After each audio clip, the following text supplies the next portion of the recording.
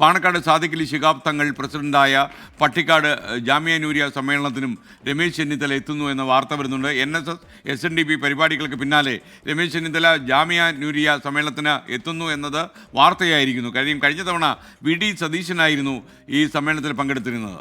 സമീർ ബിൻ കരീം മലപ്പുറത്ത് നിന്ന് ഈ അപ്ഡേറ്റ് ചെയ്യുന്നു. Good morning and happy new year. Sameer bin Kareem പറയൂ. Very good morning, happy new year SKN.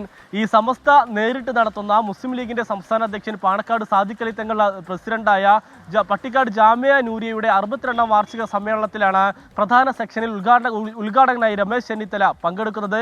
4ാം ദിവസം നടക്കുന്ന ഗരീബ് നവാസ് എന്നുള്ള MK മുനീർ അധ്യക്ഷനായ പരിപാടിയിലാണ് നിലവിൽ രമേശ് ചെന്നിത്തല ഉദ്ഘാടകനായി പങ്കെടുക്കുന്നതെന്നുള്ളതാണ് ഏറെ ശ്രദ്ധേയമായിട്ടുള്ള ഒരു കാര്യം.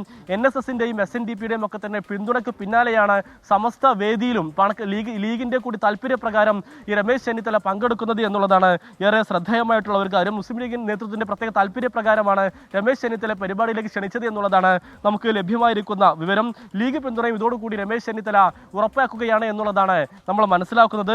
കഴിഞ്ഞ തവണ ജാമ്യ സമ്മേളനത്തിന്റെ പ്രധാന പരിപാടിയിൽ VD സതീശൻ പങ്കെടുത്തിരുന്നെങ്കിലും ഇത്തവണത്തെ സമ്മേളനത്തിൽ VD സതീശൻ ഇടം പിടിച്ചില്ല എന്നുള്ളതാണ് ഏറെ ശ്രദ്ധേയമായിട്ടുള്ള ഒരു കാര്യം. ഏതായാലും NSSന്റെയും SNDPയുടെയും പിന്തുണയ്ക്ക് പിന്നാലെ സമസ്തയുടെയും ലീഗിന്റെയും പ്രത്യേക പരിപാടികളെല്ലാം തന്നെ രമേശ് ചെന്നിത്തല പങ്കെടുത്തുകൊണ്ട് ഇവരുടെയൊക്കെ തന്നെ പിന്തുണ ഉറപ്പാക്കുകയാണ് ലക്ഷ്യമെന്നുള്ളതാണ്, അത്തരമൊരു സന്ദേശം നൽകുകയാണ് ലക്ഷ്യമെന്നുള്ളതാണ് നമ്മൾ മനസ്സിലാക്കുന്നത്.